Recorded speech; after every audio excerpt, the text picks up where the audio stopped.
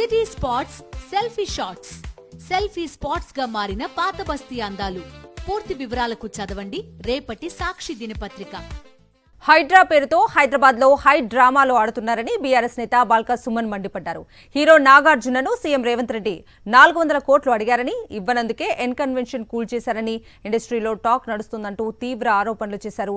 సామాన్యుల ఇళ్లను కూల్చే ప్రభుత్వం గండిపేట చెరువులో కాంగ్రెస్ ఎమ్మెల్యే కట్టుకున్న ఫామ్ హౌస్ ను ఎందుకు కూల్చడం లేదని ప్రశ్నించారు ఆయన.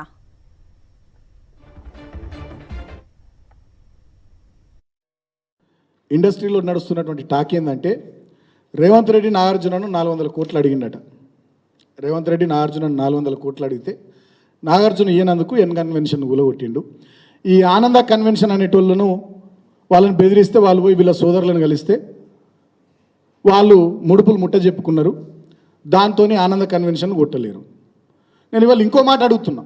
సున్నం చెరువు దగ్గర మా దళిత బిడ్డల ఇల్లు కూలగొట్టిన రేవంత్ రెడ్డి, మా మహబూబ్ నగర్ లంబాడ బిడ్డల ఇల్లు కూలగొట్టిన రేవంత్ రెడ్డి, ఇదే గండిపేట ఎఫ్టీఎల్లో కాదు, గండిపేట చెరువులో ఫామ్ హౌస్ 18 ఎకరాలలో కట్టుకున్నటువంటి నీ కాంగ్రెస్ ప్రభుత్వంలోని ఎమ్మెల్యే ఆయన ఇల్లు ఎందుకు కూలగొడతలేవు?